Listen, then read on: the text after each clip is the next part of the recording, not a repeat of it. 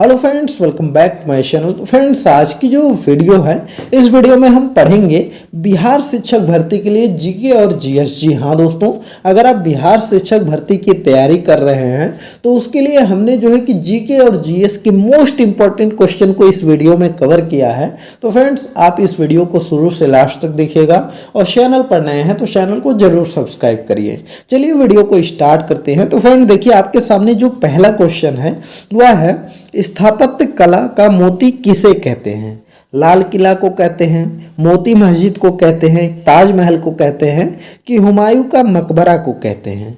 तो देखिए, जो स्थापत्य कला का मोती है वह जो है कि हम लोग ताजमहल को कहते हैं। जी हाँ दोस्तों, ताजमहल को जो है स्थापत्य कला का जो है मोती कहा जाता है। तो इस चीज को आप याद रखिएगा। चलिए अगला क्वेश्चन देख लेते हैं। अगला क्वेश्चन आपके सामने है कि उत्तर प्रदेश में हड़प्पा कालीन संस्कृति के साक्ष्य कहाँ से मिले हैं?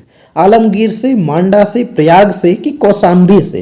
तो देखिए, उत्तर प्रदेश में जो आपका हड़प्पा कालीन संस्कृति के जो साक्ष्य हैं वह आपके आलमगीर से मिले हैं। जी हाँ दोस्तों, उत्तर प्रदेश के मेरठ जिले में हिंडन नदी के तट पर स्थित आलमगीरपुर में जो है कि हड़प्पा कालीन संस्कृति के अवशेष मिले हैं। तो इस चीज को आप याद रखिएगा कि यह कहाँ पर आपका है। यह आलमगीर जो है वह मेरठ जिले में जो है कि हिंडन नदी के तट पर स्थित है। तो इस चीज को आप याद रखिएगा। अगला क्वेश्चन देखते हैं। अगला क्वेश्चन आपके सामने है कि फतेहपुर सीकरी कहाँ स्थित है? मध्य प्रदेश में, उत्तर प्रदेश में, बिहार में कि हरियाणा में? तो देखिए, जो आपका फतेहपुर सीकरी है यह आपका उत्तर प्रदेश में स्थित है। जी हाँ दोस्तों, फतेहपुर सीकरी जो है यह आपका उत्तर प्रदेश में स्थित है। तो इस चीज को आप याद रखिएगा। फतेहपुर सीकरी आपका आगरा से 23 मील पश्चिम में स्थित है। तो चलिए अगला क्वेश्चन देखते हैं। अगला क्वेश्चन आपका है कि फतेहपुर सीकरी की स्थापना किसने की थी? अकबर ने किया था, शाहजहां ने किया था कि फिरोज शाह तुगलक ने किया था कि सिकंदर लोदी ने किया था? तो फतेहपुर सीकरी की जो स्थापना है यह आपका जो है कि अकबर ने किया था। जी हाँ दोस्तों, इस चीज को आप याद रखिएगा। यह जो है कि अकबर फतेहपुर सीकरी को अपनी राजधानी भी बनाया था। तो इस चीज को आप याद रखिएगा। फतेहपुर सीकरी अकबर ने राजधानी भी बनाया था। और कब बनाया था? तो 1571 से लेकर के 1585 तक जो है कि यह मुगल साम्राज्य की राजधानी बनी रही थी। तो इस चीज को आप याद रखिएगा। और फतेहपुर सीकरी आपका कहाँ है? तो यह जो है कि आगरा से 23 मील पश्चिम में है। चलिए अगला क्वेश्चन देखते हैं। अगला क्वेश्चन आपका है कि फतेहपुर सीकरी का निर्माण कब शुरू हुआ था? वर्ष 1556 में, वर्ष 1560 में, वर्ष 1571 में, तो वर्ष 1575 में? तो देखिए, फतेहपुर सीकरी का जो निर्माण है यह आपका 1571 में शुरू हुआ था। जी हाँ दोस्तों, 1571 में इसका निर्माण प्रारंभ हुआ था। और 1571 में ही जो है कि यह मुगल साम्राज्य की राजधानी बन गई थी। तो इस चीज को आप याद रखिएगा। चलिए अगला क्वेश्चन देखते हैं। अगला क्वेश्चन आपका है कि फतेहपुर सीकरी के भवन प्रायः किस रंग के पत्थर से बने होते थे? लाल रंग से, पीला रंग से, सफेद रंग से कि लाल और सफेद रंग से? तो देखिए, फतेहपुर सीकरी की जो भवन बने होते थे वह आपके लाल रंग के पत्थर से बने होते थे। जी हाँ दोस्तों, उस समय जो है कि फतेहपुर सीकरी की जो प्रायः भवन थे वह लाल रंग के पत्थर से बनाए जाते थे। तो इस चीज को आप याद रखिएगा। चलिए अगला क्वेश्चन देख लेते हैं। अगला क्वेश्चन आपके सामने है कि फतेहपुर सीकरी के प्रमुख भवन कौन से हैं? मोती मस्जिद है, अटाला मस्जिद है, जामा मस्जिद है कि अकबर का मकबरा है? तो देखिए, फतेहपुर सीकरी का जो प्रमुख भवन है वह आपका जामा मस्जिद है। जी हाँ दोस्तों, आपका जामा मस्जिद जो है वह फतेहपुर सीकरी का सबसे प्रमुख भवन है। फतेहपुर सीकरी में स्थित भवनों की अगर हम बात करें तो उसमें शेख सलीम चिश्ती का मकबरा है, जामा मस्जिद तो है ही, आपका बुलंद दरवाजा भी है, वहाँ पर आपका जोधाबाई का महल भी है, दीवान खास भी है, बीरबल का महल है, इबादत खाना भी जो है आपका फतेहपुर सीकरी में है। तो इस चीज को आप याद रखिएगा। चलिए अगला क्वेश्चन देखते हैं। अगला क्वेश्चन आपके सामने है कि फतेहपुर सीकरी की सर्वाधिक ऊंची इमारत कौन सी है? जोधाबाई महल सबसे ऊंचा है कि बुलंद दरवाजा सबसे ऊंचा है, बीरबल महल सबसे ऊंचा है कि दीवाने जाम सबसे ऊंचा है? तो देखिए, फतेहपुर सीकरी की जो सबसे ऊंची आपकी इमारत है वह आपका बुलंद दरवाजा है। जी हाँ दोस्तों, वहां पर जो बुलंद दरवाजा बना है वह सबसे बड़ा बना है। तो इस चीज को आप याद रखिएगा। चलिए अगला क्वेश्चन देखते हैं। अगला क्वेश्चन आपके सामने है कि महात्मा बुद्ध का को महापरिनिर्वाण कहाँ प्राप्त हुआ था? कुशीनगर में, राजगृह में, वैशाली में कि सारनाथ में? तो देखिए महात्मा बुद्ध को जो परिनिर्वाण प्राप्त हुआ था, मतलब उनको जो हम मृत्यु हुई थी, वह था कुशीनगर। जी हाँ दोस्तों, कुशीनगर में जो है कि इनको महापरिनिर्वाण प्राप्त हुआ था। मल्लों की राजधानी पावा में जो है कि चुंद नामक लोहार ने बुद्ध को शकर मद्धव खाने को दिया था। इससे इन्हें रक्त तृषार हो गया और इस वेदना के बाद ही जो है कि कुशीनारा में वह पहुंच गए थे और उनकी जो है कि 80 वर्ष की उम्र में सन 483 ईसा पूर्व में उन्होंने शरीर को त्याग दिया था। तो इस चीज को आप याद रखिएगा। चलिए अगला क्वेश्चन देखते हैं। अगला क्वेश्चन आपका है कि किस शिलालेख से ज्ञात होता है कि अशोक ने बोध गया की यात्रा की थी? तीसरे, पांचवें, छठे कि आठवें? तो देखिए शिलालेख की अगर हम बात करें तो आठवें शिलालेख से यह ज्ञात होता है कि अशोक जो है कि वह बोध गया की यात्रा अशोक ने किया था। तो इस चीज को आप याद रखिएगा कि जो है कि आठवें शिलालेख से बोध गया की यात्रा का जो है कि विवरण हमको प्राप्त होता है।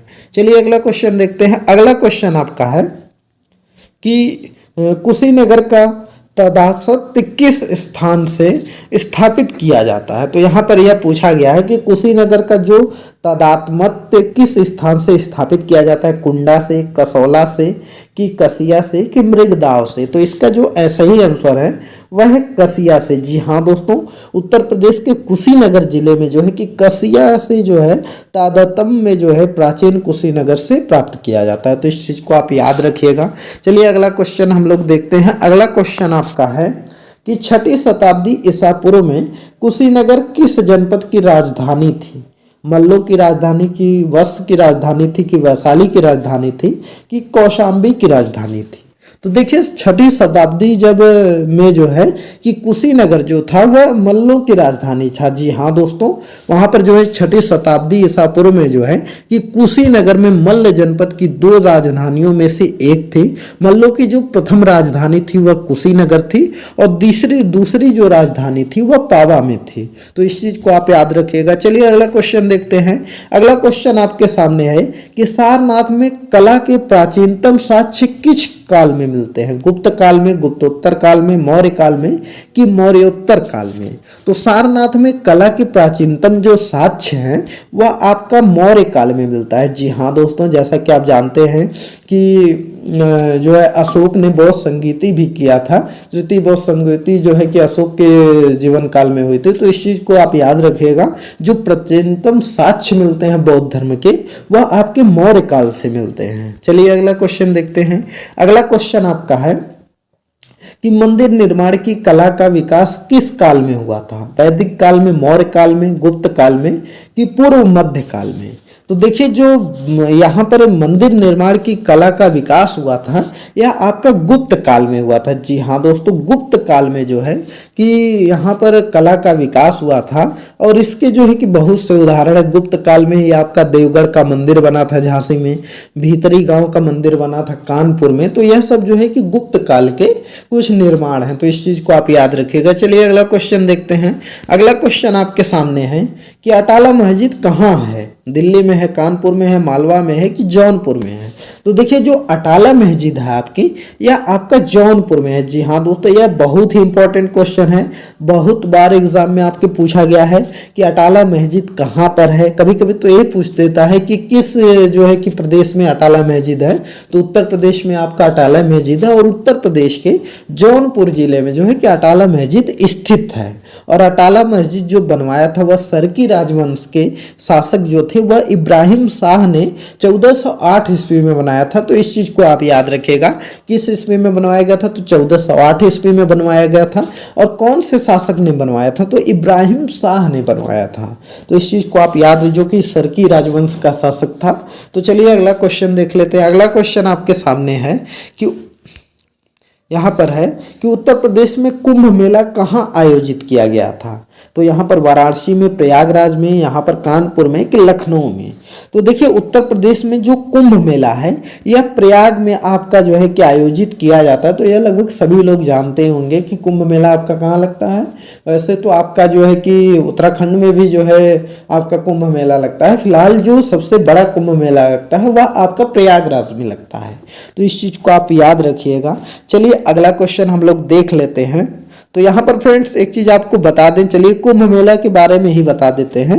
तो कुंभ मेला जो आपका लगता है वह हरिद्वार में भी लगता है, जो आपका उत्तराखंड में पड़ता है। उसके अलावा आपका यहाँ पर प्रयागराज में लगता है, या उज्जैन में लगता है, और नासिक में भी लगता है। तो यह 4 जगह कुंभ मेला लगता है। लेकिन सबसे जो फेमस कुंभ मेला है वह आपका प्रयागराज वाला है। यहाँ पर 12 साल में आपका महाकुंभ लगता है। तो वह सबसे इम्पोर्टेंट होता है। अगर आप महाकुंभ नहीं देखें तो एक बार आप कोशिश करिएगा जाने की, क्योंकि वहाँ पर उस समय इतना ज़्यादा भीड़ होती है, इतने मतलब देश विदेश के इतने वहाँ पर जो है कि पंडित वगैरह आते हैं, जो साधु वगैरह हैं। तो वहाँ पर देखने का कुछ अलग ही दृश्य होता है, तो आपको देखना चाहिए। चलिए अगला क्वेश्चन देखते हैं। तो अगला क्वेश्चन आपका है कि बटेश्वर मेला कहाँ आयोजित होता है, आगरा में, मेरठ में, कानपुर में कि सहारनपुर में। तो देखिए जो बटेश्वर मेला है यह स्पेशली पशु मेला है। जी हाँ दोस्तों, इस चीज़ को आप याद रखिएगा। जो आपका बटेश्वर मेला है यह पशु मेला है, और पशुओं में सबसे अगर हम बात करें तो ऊँट के लिए प्रसिद्ध मेला है। बटेश्वर मेला में सबसे ज़्यादा जो है कि फेमस ऊँट हैं, ऊँट बिकते हैं। तो यह आपका जो है कि आगरा में आयोजित किया जाता है। जी हाँ दोस्तों, आगरा में आपका बटेश्वर मेला लगता है। तो इस चीज को आप याद रखिएगा। चलिए अगला क्वेश्चन देखते हैं। अगला क्वेश्चन आपका है कि नौचंदी मेला कहाँ लगता है। तो कानपुर में लगता है, लखनऊ में लगता है, मेरठ में लगता है कि वाराणसी में लगता है। तो देखिए जो आपका नौचंदी मेला है यह आपका मेरठ जिले में लगता है। जी हाँ दोस्तों, मेरठ में आपका नौचंदी मेला लगता है। और यह जो मेला है यह हिंदू मुस्लिम एकता का प्रतीक है। तो इसलिए यह बहुत ही इंपॉर्टेंट क्वेश्चन है, क्योंकि यह हिंदू मुस्लिम एकता का प्रतीक होता है। और बहुत से एग्जाम में इसलिए इसको पूछा जाता है कि नौचंदी मेला कहाँ का है। तो यह आपका मेरठ का है। और यह जो है यह हजरत वाले मियाँ का दरगाह जो है वह एवं जो है कि नौचंडी देवी का मंदिर एक दूसरे के पास में है। मेरठ में जहाँ पर यह मेला लगता है वहाँ पर क्या होता है कि वहीं पर हजरत वाले मियाँ की दरगाह है, और साथ ही में वहीं पास में ही आमने सामने जो है कि वहाँ पर नौचंडी देवी का मंदिर भी है। तो इसलिए हिंदू और मुस्लिम यह दोनों लोग साथ में मिलकर उस मेले को लगाते हैं। तो इसलिए यह हिंदू मुस्लिम एकता का प्रतीक हो जाता है। तो इस चीज़ को आप याद रखिएगा। यह कहाँ लगता है, मेरठ में। चलिए अगला क्वेश्चन देखते हैं। अगला क्वेश्चन आपका है कि देवा शरीफ मेला कहाँ आयोजित होता है, मेरठ में, कानपुर में, रायबरेली में कि बाराबंकी में। तो देखिए देवा शरीफ जो मेला है यह आपका लगता है बाराबंकी में। जी हाँ दोस्तों, देवा शरीफ मेला आपका लगता है बाराबंकी में। आप लोग अगर यूपी के होंगे तो आप लोग अगर लखनऊ गए होंगे तो वहाँ पर देखे होंगे कि लखनऊ के पास में ही एक जगह पड़ती है देवा, और देवा जो जगह है वह बाराबंकी में आता है। तो इसलिए देवा शरीफ का जो मेला लगता है वह आपका बाराबंकी में लगता है। तो इस चीज़ को आप याद रखिएगा। चलिए यह स्पेशली कार्तिक मास की पूर्णिमा को लगता है। तो इस चीज़ को आप याद रखिए, कार्तिक मास में इसको लगाया जाता है। तो इस चीज़ को आप याद रखिएगा। चलिए अगला क्वेश्चन हम लोग देख लेते हैं। तो अगला क्वेश्चन आपका है देवी पाटन मेला किस जिले में से संबंधित है। तो यहाँ पर पूछा गया है कि जो देवी पाटन मेला लगता है यह किस जिले से संबंधित होता है। अंबेडकर नगर से, बलरामपुर से, सीतापुर से है कि कौशाम्बी से है। तो देखिए इसका जो सही आंसर है वह है बलरामपुर। जी हाँ दोस्तों, देवी पाटन मेला जो है यह बलरामपुर में आयोजित किया जाता है। और यहाँ पर शक्तिपीठ माँ पाटेश्वरी का मंदिर देवी पाटन है, तो वहीं पर यह आयोजित होता है। चलिए अगला क्वेश्चन देखते हैं। अगला क्वेश्चन है कि शेख सलीम चिश्ती की दरगाह कहाँ पर है, दिल्ली में है, भोपाल में है, ग्वालियर में है कि फतेहपुर सीकरी में है। तो शेख सलीम चिश्ती की जो दरगाह है वह आपका कहाँ पर है, तो आगरा में है। आगरा में कहाँ पर है, फतेहपुर सीकरी में है। जी हाँ दोस्तों, उत्तर प्रदेश के फतेहपुर सीकरी में सलीम चिश्ती की दरगाह है। तो इस चीज़ को आप याद रखिएगा। चलिए अगला क्वेश्चन देखते हैं। अगला क्वेश्चन आपका है कि ऋषभ देव की तपस्थली उत्तर प्रदेश में कहाँ पर है, वाराणसी में है, प्रयागराज में है, कौशाम्बी में है कि आगरा में है। तो देखिए ऋषभ देव की जो तप स्थली है यह आपका जो है वह प्रयागराज में है। जी हाँ दोस्तों, पहले इसका नाम इलाहाबाद था, अब इसका नाम प्रयागराज हो गया है। तो यह जो है कि यह तप स्थली है ऋषभ देव की। तो इस चीज यह इंपॉर्टेंट है, इस चीज को याद रखिएगा। इलाहाबाद के कुछ और इम्पोर्टेंट जगह हैं जो कि आपको याद रखना चाहिए। अगर इलाहाबाद की हम बात करें तो वहाँ पर आपका भारद्वाज आश्रम है, बड़े हनुमान जी का मंदिर है, गंगा नदी तो है ही आपका इलाहाबाद से होकर गुजरती है, यमुना सरस्वती नदी का संगम भी वहाँ पर है और ऋषभ देव की तप स्थली भी है। तो इसलिए यह आपका इलाहाबाद जो शहर है वह काफ़ी इंपॉर्टेंट हो जाता है। चलिए अगला क्वेश्चन देखते हैं। अगला क्वेश्चन आपके सामने है कि 5 जैन तीर्थंकरों के मंदिर उत्तर प्रदेश में कहाँ पर है? प्रयागराज में है, अंबेडकर नगर में, अयोध्या में है, प्रतापगढ़ में है। तो इस चीज का आप आंसर बताइए। तो देखिए 5 जैन तीर्थंकर का जो मंदिर है यह उत्तर प्रदेश के अयोध्या में स्थित है। जी हाँ दोस्तों, उत्तर प्रदेश के अयोध्या में 5 तीर्थंकरों का जो है कि मंदिर स्थित है। फिलहाल अभी जो है कि अयोध्या आपका चर्चा में भी रहा था। तो यहाँ पर जो है कि अगर हम धार्मिक स्थलों की बात करें तो यहाँ पर आपका हनुमानगढ़ी है, कनक भवन है और जो है कि यहाँ पर अगर हम तीर्थंकर की जो कि इस क्वेश्चन में पूछा गया है कि कौन सा तीर्थंकर जो है कि 5 तीर्थंकर का यहाँ पर जो है कि मंदिर है, तो यहाँ पर जो है कि ऋषभ देव का है, अजीत नाथ का है, अभिनंदन नाथ का है, सुमित नाथ का है और अनंत नाथ का है। तो यह 5 जो जैन धर्म के तीर्थंकर हैं इनके मंदिर यहाँ पर हैं। तो फ्रेंड्स अगर आप नोट कर रहे हैं तो एक बार हम फिर बोल दे रहे हैं, आप नोट कर लीजिए। ऋषभ देव का है, अजीत नाथ का है, अभिनंदन नाथ का है, सुमित नाथ का है और अनंत नाथ का है। तो चलिए अगला क्वेश्चन देखते हैं। अगला क्वेश्चन आपका है कि हनुमान धारा और गुप्त गोदावरी किस धार्मिक स्थल पर स्थित है? चित्रकूट में, विंध्याचल में, हरिद्वार में कि उज्जैन में? तो देखिए हनुमान धारा और गुप्त गोदावरी जो है यह आपका चित्रकूट में स्थित है। जी हाँ दोस्तों, यह आपका चित्रकूट में स्थित है। तो इस चीज को आप याद रखिएगा। चलिए अगला क्वेश्चन देखते हैं। अगला क्वेश्चन आपका है कि हाजी वारिश अली शाह की मजार कहाँ पर है? बाराबंकी में है, मेरठ में है, आगरा में है कि अयोध्या में आपका? तो हाजी वारिश अली शाह की जो मजार है यह आपका बाराबंकी में है। जी हाँ दोस्तों, यह आपका बाराबंकी के देवा में स्थित है। तो इस चीज को आप याद रखिएगा। और यहाँ पर जो है कि प्रतिवर्ष कार्तिक मास में जो है कि देवा शरीफ मेला आयोजित आपका किया जाता है। जैसा कि हमने पहले ही कवर किया है कि देवा शरीफ मेला कहाँ लगता है? बाराबंकी में लगता है और वह जो है कि हाजी वारिश अली शाह की मजार पर लगता है। तो इस चीज को आप याद रखिएगा। चलिए अगला क्वेश्चन देखते हैं। अगला क्वेश्चन आपका है कि प्रथम विश्व युद्ध के बाद विश्व में शांति सहयोग के लिए किस संस्था की स्थापना की गई? संयुक्त राष्ट्र संघ का, लीग ऑफ नेशन का, लीग ऑफ जस्टिस का या G7 का? तो देखिए जब प्रथम विश्व युद्ध हो गया था तो उसके बाद शांति सहयोग के लिए जो संस्था की स्थापना की गई थी वह थी लीग ऑफ नेशन। जी हाँ दोस्तों, वह लीग ऑफ नेशन की स्थापना की गई थी सब में जो है कि शांति सहयोग और सद्भावना बनाए रखने के लिए। तो इस चीज को आप याद रखिएगा। चलिए अगला क्वेश्चन देखते हैं। अगला क्वेश्चन आपका है कि द्वितीय विश्व युद्ध कब से कब चला था? 1936 से 1940, 1936 से 1942, 1938 से 1945, 1939 से 1945। तो देखिए जो द्वितीय विश्व चला था यह आपका 1939 से 1945। जी हाँ दोस्तों, 1939 से 1945 जो है कि यह द्वितीय विश्व युद्ध चला था। तो इस चीज को आप याद रखिएगा क्योंकि यह बहुत ही इंपॉर्टेंट क्वेश्चन है। और यहाँ पर यह खत्म कब हुआ था? तो 1945 में जब जापान के 2 शहर हिरोशिमा और नागासाकी पर अमेरिका ने बम गिरा दिया था, तब यह जो है कि युद्ध जो है कि समाप्त हो गया था। यह कुछ इंपॉर्टेंट क्वेश्चन थे जो कि आपके बीपीएससी 3.0 में आने के ज़्यादा चांसेस हैं। अगर आप बिहार शिक्षक भर्ती की तैयारी कर रहे हैं तो आप इस वीडियो को 2-3 बार रिपीट करके जरूर देख लीजिएगा क्योंकि हमने उन्हीं क्वेश्चन को कवर किया है जो कि आपके एग्जाम में आने के चांसेस हैं। और अगर आपका इन सभी टॉपिक से जो टॉपिक मैंने लिया है इस वीडियो में उनसे क्वेश्चन बनता है तो ऐसे ही प्रश्न आपको देखने को मिलेंगे।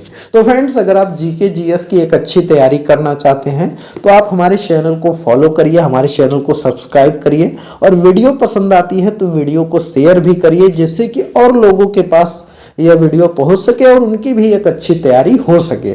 हमने जो है कि कई पार्ट में वीडियो को जो है कि जीके जीएस का स्पेशली वीडियो बना करके अपलोड चैनल पर किया है, तो आप अगर उन वीडियोस को भी नहीं देखें तो एक बार देख लीजिए, जिससे कि आपकी तैयारी में जो है कि चार चांद लग सके। चलिए इस वीडियो को स्टॉप करते हैं, मिलते हैं अगली एक नई वीडियो में एक नए टॉपिक के साथ। तब तक के लिए बाय बाय।